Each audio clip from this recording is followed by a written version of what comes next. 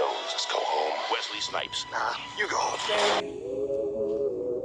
Give me a reason. I've been trying. Yeah, I might go crazy. I might go MJ back in the 80s, back in the 90s. I might go off, or they better not try me. It might get dicey. I ain't trying to go back to the old me. I'm trying to hang on like my mama told me. Maybe I could get you a job with United Fruit. I got a buddy with United Fruit. Get you started. Start with strawberries. You might work your way up to these damn bananas. When, boy? When are you gonna get your act together? I think he's the Antichrist. Anthony, I want to talk to you. Now listen, don't walk away from me when I'm talking to you. You get a damn job before sundown, or we're shipping you off to military school with a damn Finkelstein kid. Son of a bitch. Alright, this was like my second or third time watching this movie. This movie doesn't really have much of a plot. I was looking up some of the behind the scenes, and Cheech and Chong both said they kind of like complied like their greatest, or made a compilation of the greatest hits kind of in one movie. The script was pretty big. They said it was like the size of a phone book first off. So that kind of shows in the plot a little bit. To be honest with you, this movie got a little bit boring for me in the second half. I thought the first half was really the best part about this movie, especially the first like 15 to 20 minutes. The first 15 to 20 minutes are like classic stoner cinema. There's not a lot of stoner flicks out there that are like great, or just great in general. Ah, man. That's some heavy shit, man.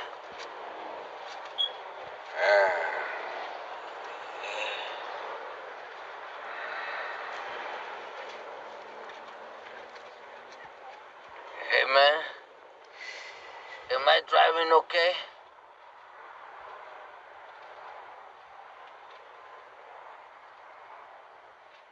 I think we're parked, man. This one to me is kind of in the middle. Tommy Chong's character doesn't even have a name. In the credits, his name is just Man. And then Cheech, he's named Pedro, so kind of a generic name. So in the first half of the movie, they're just trying to score some weed. They're trying to score some smoke, some drug, whatever you want to call it. Then the second half of the movie, they're transporting this van that's made mostly of weed home.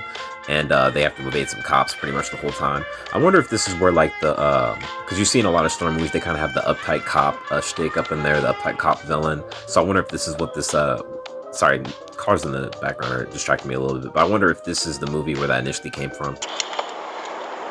Hello, radio dispatch. This is codenamed Hard Hat. Codenamed Hard Hat. Do you read me? Over. Was that lard ass?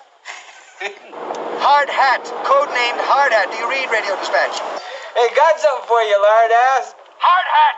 Hard Hat. Do you understand? Lard ass, lard ass. Hard Hat. Radio dispatch. Do you know who this is? No, who is this is? This is Sergeant Stadinko. Oh, yeah? You know who this is? No. Bye-bye, lard ass.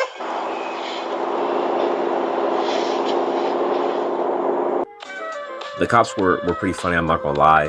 There's one moment in the second half of the movie that made me laugh a lot. Uptight cops are pretty funny.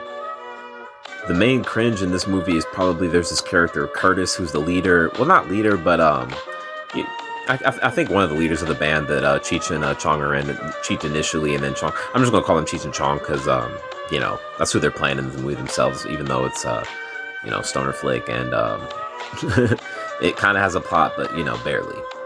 So Curtis, he's kind of talking like a little jive, like "What's up, baby?" Like, "Come on, y'all," and it could be a little bit cringe at times. It's like, all right, man, but I think he was in the movie for about maybe like 5 to 10 minutes. Hey, this is terrible, man. Look, it don't even fit. Oh, baby, you clean and skeeters Peter. You just don't understand the new style. Even the Look, nameplate. it don't even fit. Hey, it's too short, man. There is a moment with this crazy white chick who snorts a lot of what she thinks is cocaine, and she does these super weird sounds. After that always weirded me out about this movie. I don't know what was going on with her. Something she needs some help. So yeah, not much of a plot for this movie. Basically, them trying to score some smoke and evade the police. I'm gonna go ahead and give this movie a solid 3 out of 5 stars. If it had been a little bit funnier and if it had a little bit more of a plot, I probably would have given it 3.5 out of 5 stars. But it falls just short of that, so I'm gonna give it a solid 3 out of 5 stars. Also, wanted to say real quick, that was a bold outfit choice by Cheech on the last song at the concert, to say at least. I'm not going to say anything else about that. This is a movie I would rewatch from time to time, especially around, 420 time for the occasion. But I do like this better than the second movie, though. More on the second movie here in a little bit. First, the cringe section.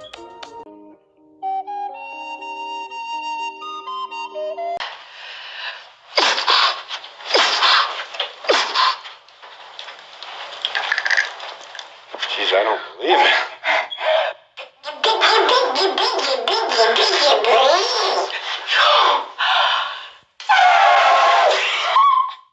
Oh, we'll just make a few minor adjustments, huh?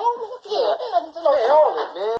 See, they come down with a big old bus. They take the whole wedding party down. Plus, they even get fed lunch, man.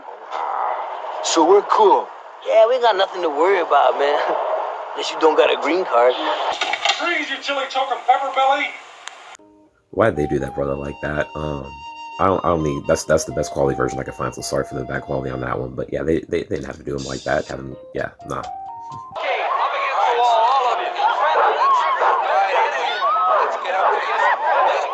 Sergeant Stajenko.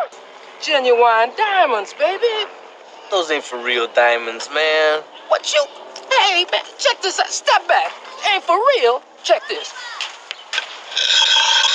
Hey, man, what are you doing, man? You scratched my window. In the hotel barn, old man, like everyone would be dozing off, and all of a sudden she'd start up. First you'd hear it would start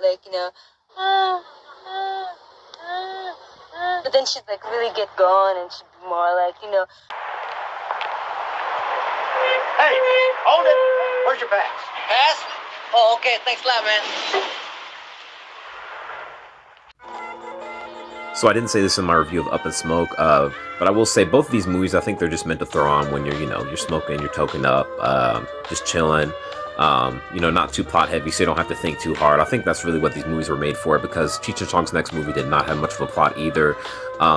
There is a character played by Cheech Martin, not one of the two main characters. They're actually called Cheech and Chong in this movie, not Pedro and Man. So Cheech plays this other character in this movie who's supposed to be kind of like a business tycoon who comes down to visit. And of course, there's no scenes with both his character and the normal Cheech character in this movie. It's just the tycoon and Chong. Mendoza's in? Yeah, I could tell you. Cheech! Hey, you piece of horse!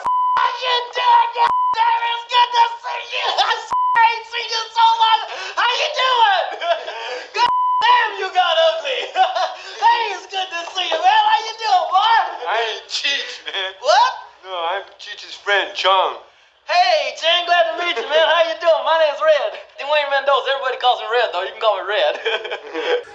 He can get kind of annoying, to be honest with you, and I think that's where this movie really falls off the rails in the second half, similar to the first movie, where I thought the first half was pretty solid, and then once the movie goes more on and on, it doesn't really have much of a plot. The movie kind of loses me. But if someone is token up in a state where it is legal, y'all know what I mean. If you're token up watching this movie, you might enjoy it more. I watched these sober this time. I did watch this movie for the first time when I was in college, smoking heavy. I think it was like 2 a.m, and someone threw this on. It was on like Netflix or something like that, and it was pretty good for that time. But even then, I remember getting a little bit bored. And I'm not super plot heavy on movies, but I do want the movie to have at least like a basic plot there. So if it's just kind of people going around. And there's more gross out humor in this one too. I'm not a big fan of gross out humor, so there were times where I was just kind of checking the time and seeing how much time is left of the movie. A little bit of piece of ironic dialogue. Chong says at one point that weed's gonna be legal in like 2 years. This movie came out in 1980. Took a long time. Paul Rubens pops up in this movie.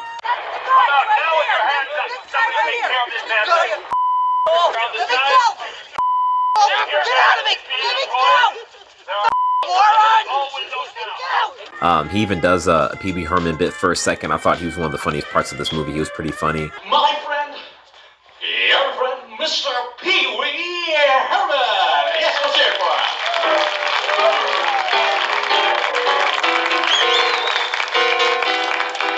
Hi, everybody. My name's Pee Wee. What's yours? The main beef I have with this movie, outside of just being You know, just kind of feeling like the movie just kind of wandering off into nowhere. Michael Winslow, I don't know if this man was on like crack or something, not even trying to insult him, but he was shucking and driving way too much during his scene. He had 2 scenes, but the first time he comes on, I'm just like, all right, man, you're just acting a fool for these white folks.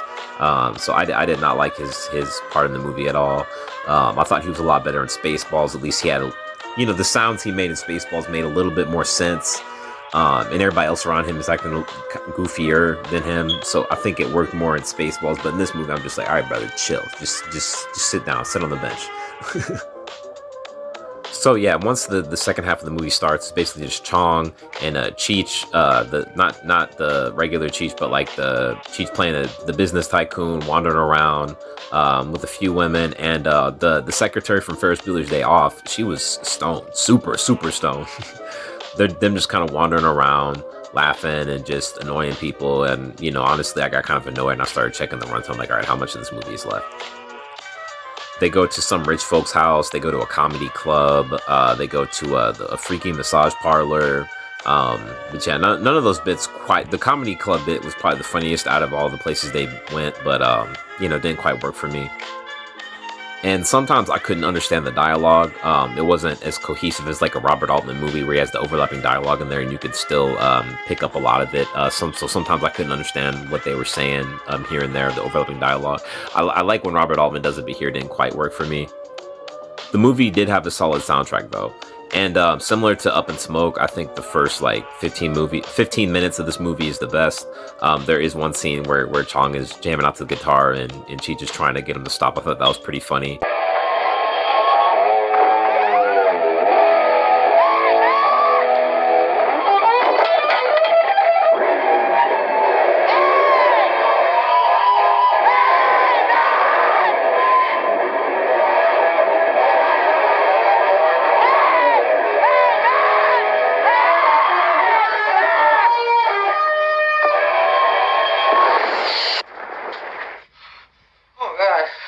Overall, I'm gonna give this one 2.5 out of 5 stars. If I want to watch a Cheech and Chong movie, it's gonna be that first one.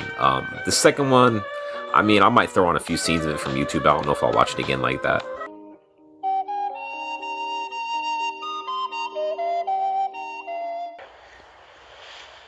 It's Irma. Irma who? Irma la seduce.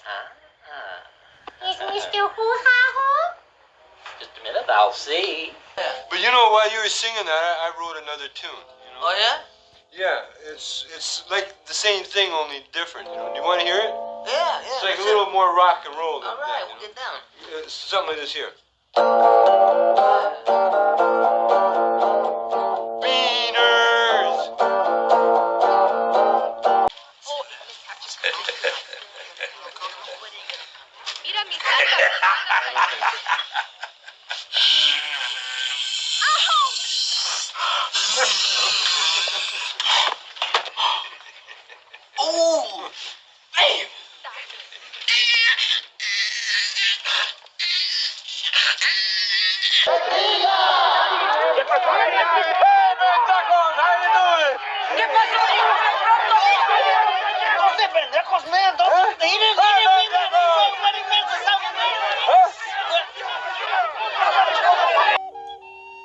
I'm not gonna link these two cringe moments, but Cheech's character, the business tycoon, says a pretty racist Asian joke, and then Cheech, just Cheech, the character he's played in the movie, basically commits sexual assault on a woman.